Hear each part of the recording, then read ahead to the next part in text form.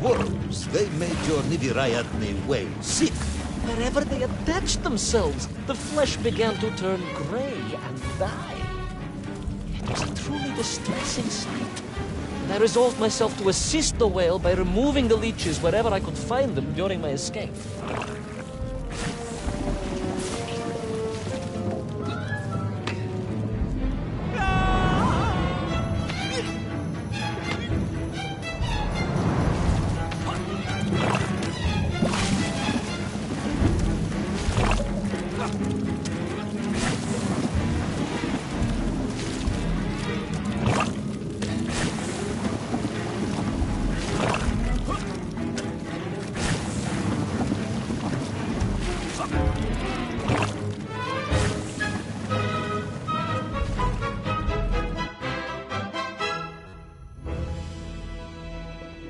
In my mind, it was a simple plan, General. I would climb up through the whale's throat into its mouth, then wait until it opened it to feed and swim out. Ah, yes. Brilliant, Ivan Ivanovich. Only one or two minor flaws with it. For example, did it not occur to you that the whale would likely be deep underwater when it ate? Вы правы, General, but I am a strong swimmer.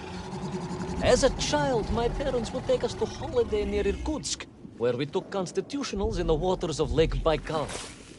In fact, my mother often called me her маленький морской котик.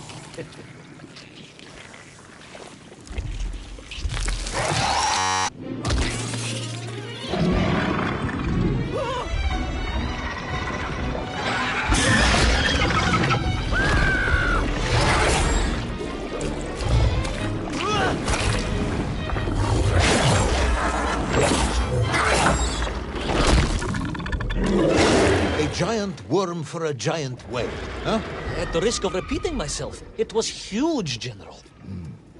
The Moscow University Zoological Society may be interested after all.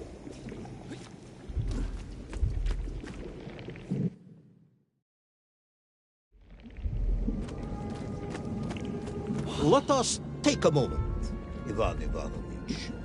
Your ridiculous plan to escape through the mouth of the whale failing, you would now have me believe you had embarked on some misguided crusade to free it of the worm infestation. To what end, exactly? When one suffers, we all suffer, General.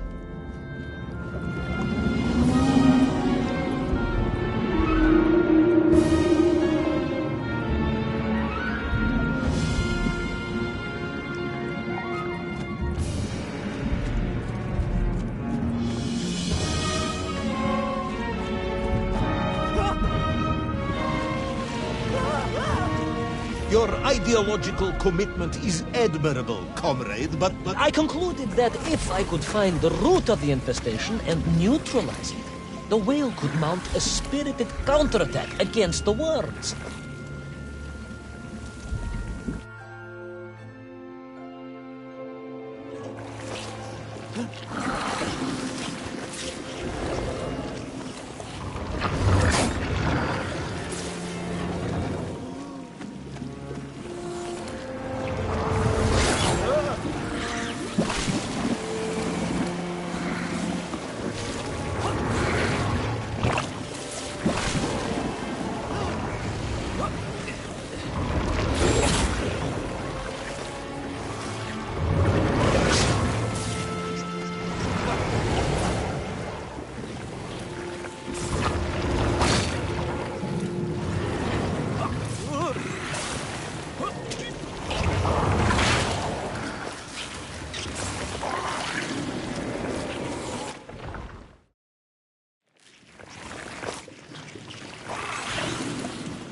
And then, victorious, the whale would surface to expel the remaining poisonous muck and slime from its body. And at that point, I could escape through the nearest convenient orifice. In this case, most likely the blowhole. That is the most revolting thing I've ever... And then, victorious, the whale would surface to expel the remaining poisonous muck and slime from its body. And at that point, I could escape through the nearest convenient orifice. In this case, most likely the blowhole. That is the most revolting thing I've ever heard. General, we are Russians. We have withstood the sheer force of nature and history and emerged triumphant. An expedition through the nasal sphincter of a gargantuan whale is nothing to us.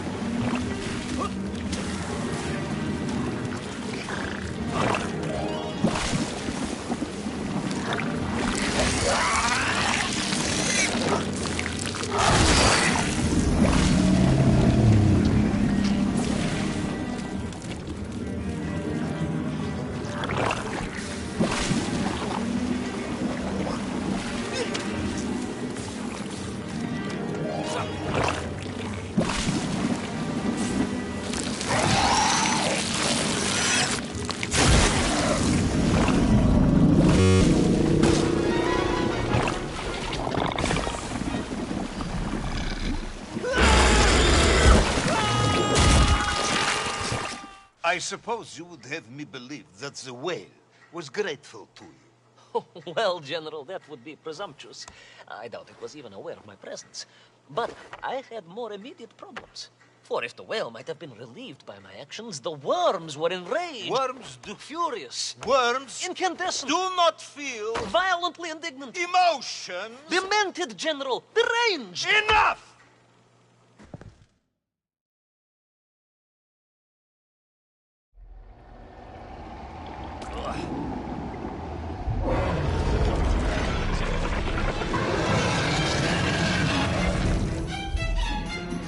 Where is little Orpheus?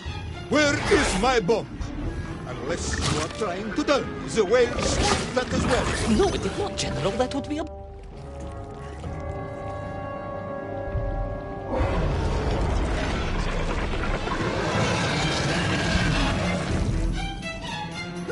Where is little Orpheus? Where is my bomb? Unless you are trying to tell me the whale swallowed that as well. No, it did not, General. That would be absurd. No, Ivan Ivanovich, you are absurd. Your story is absurd. This whole ridiculous fairy tale is absurd.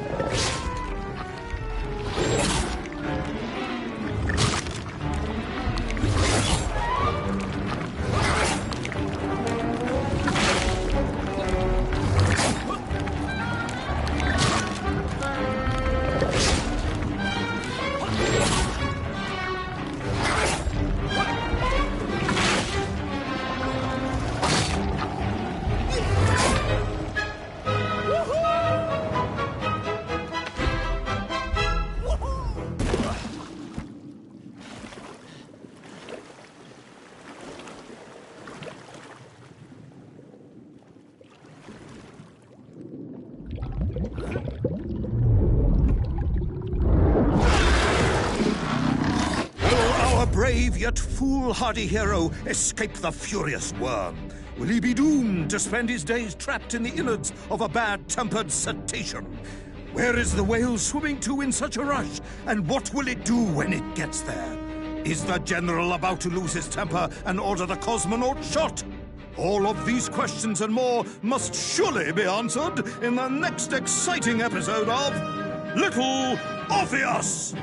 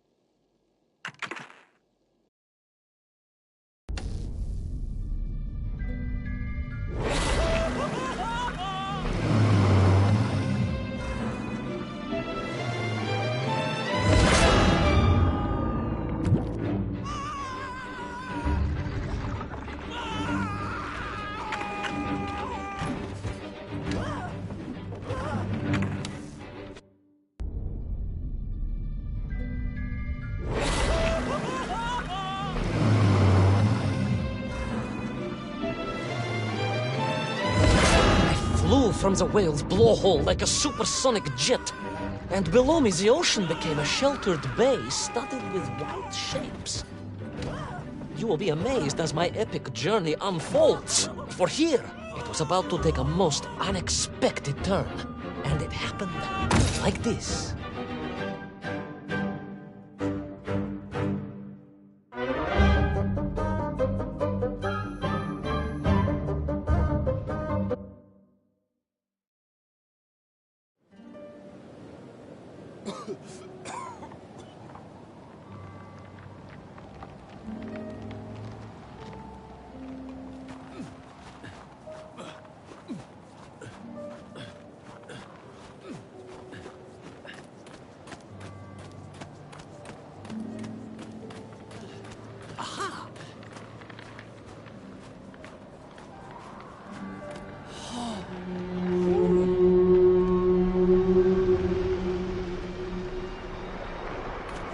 It was a beautiful but deadly wasteland. Freezing cold, brutally chilling, enough to kill a man in hours. Yet here you are. Indeed, General. An impoverished childhood playing in the streets of Omsk during those bitter winters had made me hardy. I thought you said you grew up in Altai. Ah, General, the life of a poor toy maker's family. We had to move from place to place just to find work.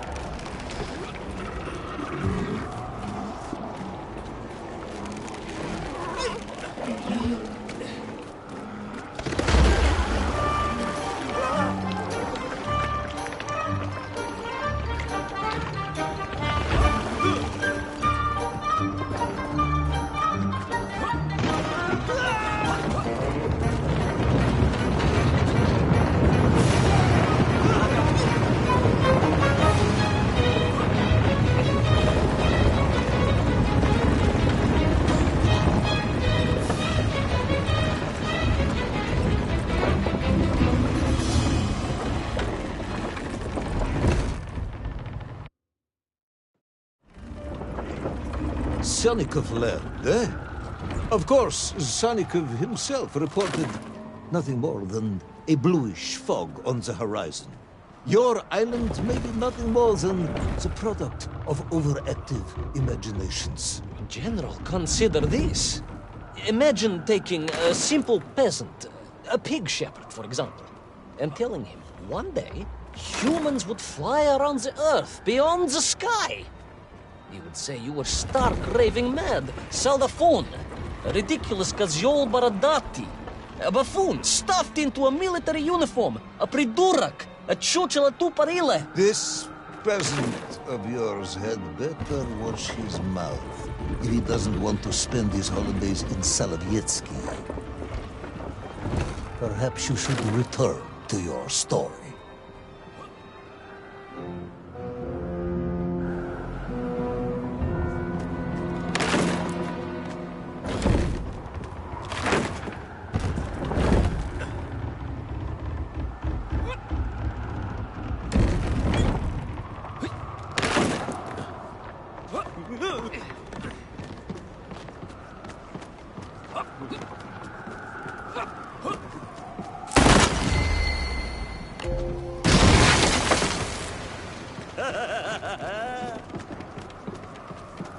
There in the cliff, I could not believe it. A hairy elephant, trapped and frozen in the ice. A mammoth? No, General, a hairy elephant. Who would think such a thing could be?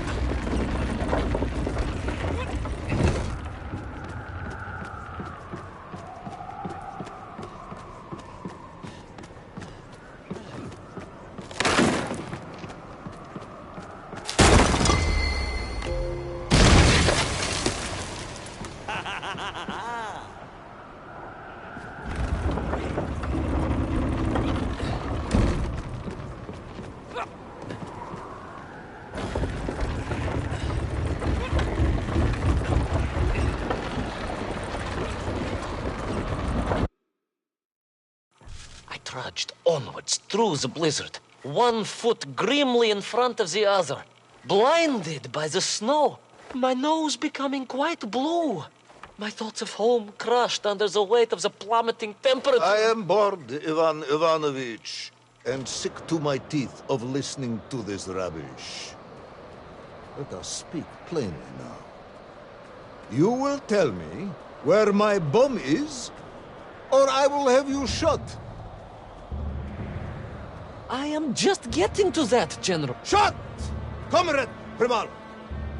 Shot with real bullets, fired from a real gun, not some ludicrous Bultavia about lost cities and dinosaurs and mink and mammoth. It was a hairy elephant. No! I will not tolerate any more! Where is the bomb, Ivan Ivanovich?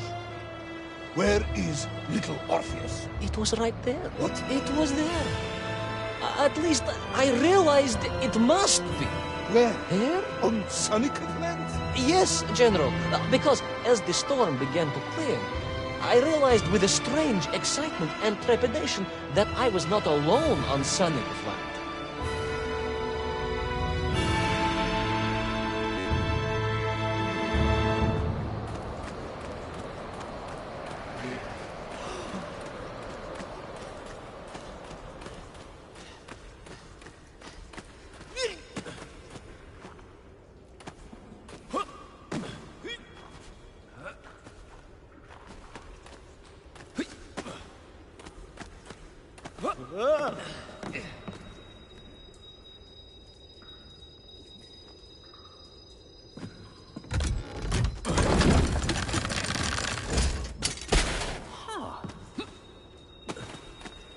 Wait.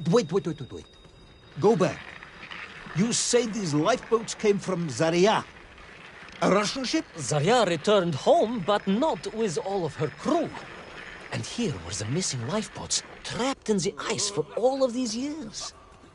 And it could only mean one thing. That you are continuing to hang shot on my ears.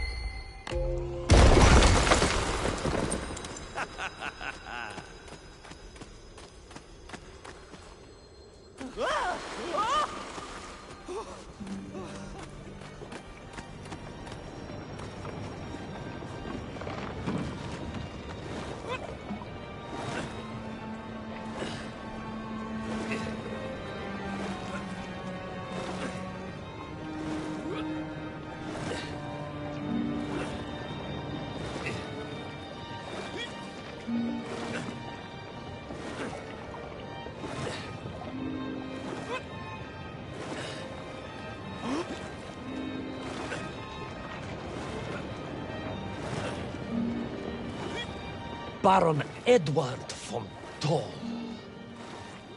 Of course, I remember reading about his tragic expedition at school. We were taught he had died a hero's death out on the icy wastes, searching for Sannikov land. Yet what if, in doing so, he had sailed accidentally into the interior, deep below the crust of the world? A fellow citizen of the surface. I had to try and find him.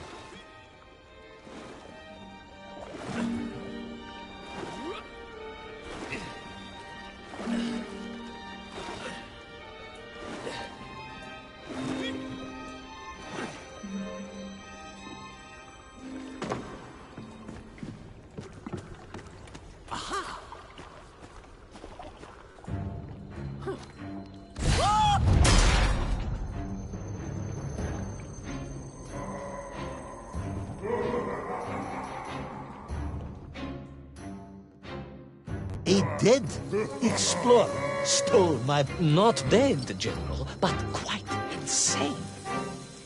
Perhaps it was the loss of the arm or the leg, or the long years in isolation. But Toll was clearly mad. You should have got along perfectly then. How I wish we had, but no. Whatever Toll's intention with little Orpheus was, I had no time to consider it. I was in mortal peril once more.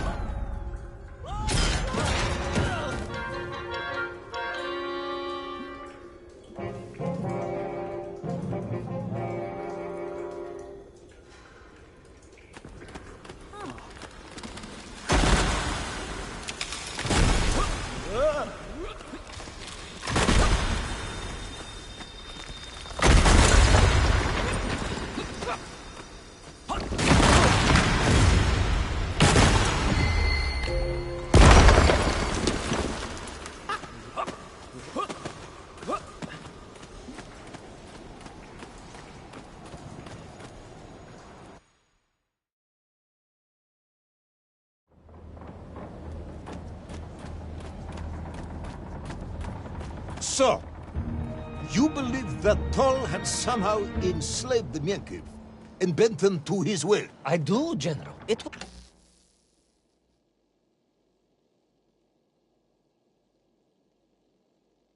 obvious. Why else would they serve him? And how else could they be so different from their freed comrades? These odd helmets they wore, it was the science of our times. No doubt about it. Although fused with some strange crystal technology I could not recognize. To be honest with you, it didn't seem appropriate to stop and ask them.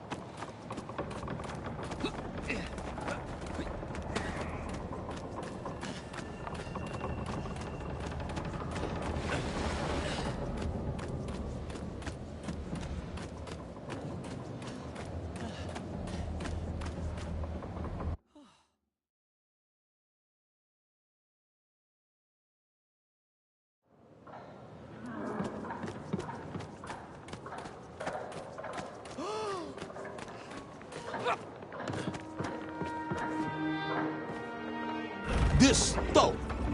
You say he was an explorer. Yes, General, he was. He vanished some 60 years ago. I remember the story well. And you say he stole little Orpheus. To get home, General, to get home. I think he must have thought he could use the atomic bomb to blast his way back to the surface.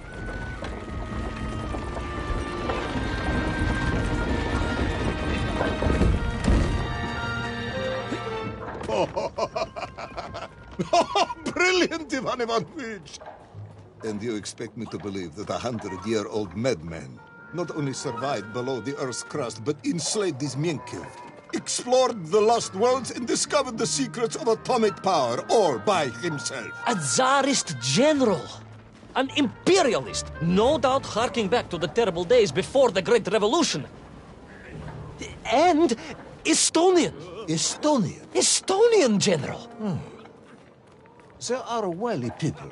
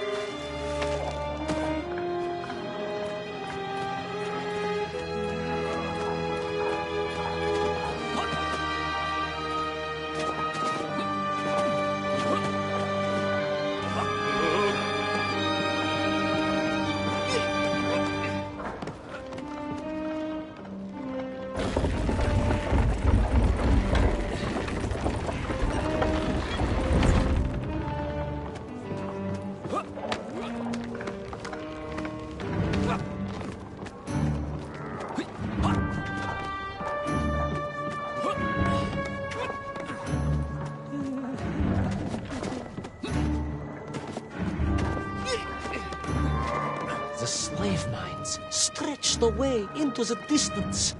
And I sometimes wondered if I would ever find my way out. But I never gave up, General. Of course you did. You are a hero, Ivan Ivanovich. No, General. No. I am no hero. I am a simple toy maker's son from Tomsk. Omsk. General? Omsk. You said Tomsk. I said Omsk. You said Tomsk. General, I think I am well aware of the city of my birth. Perhaps all the moving around as a child confused you.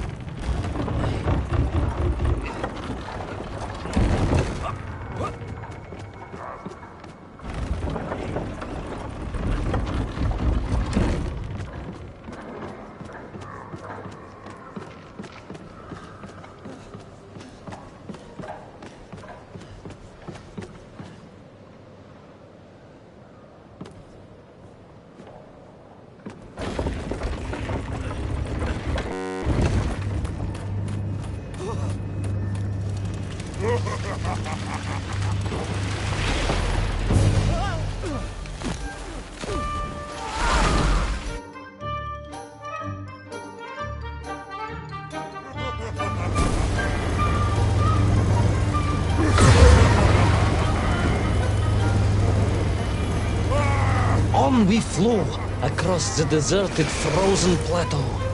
I was single-handed in my pursuit, dogged in my determination.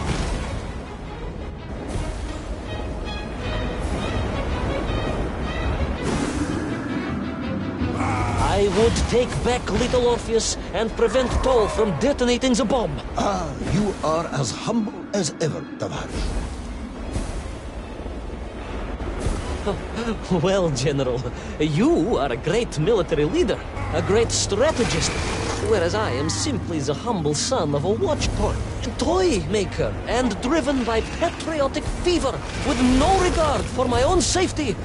I rushed blindly on.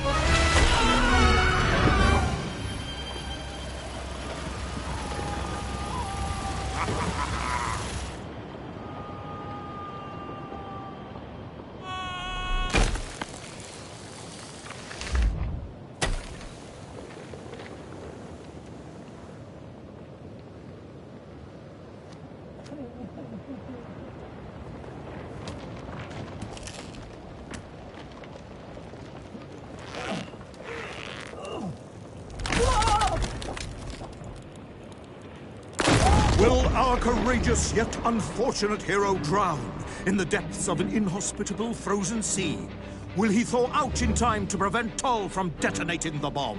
Will the general holiday in Omsk next year? Or Tomsk? Or perhaps both? What exactly is the difference between a mammoth and a hairy elephant? All of these questions and more should almost certainly be answered in the next exciting episode of Little Orpheus!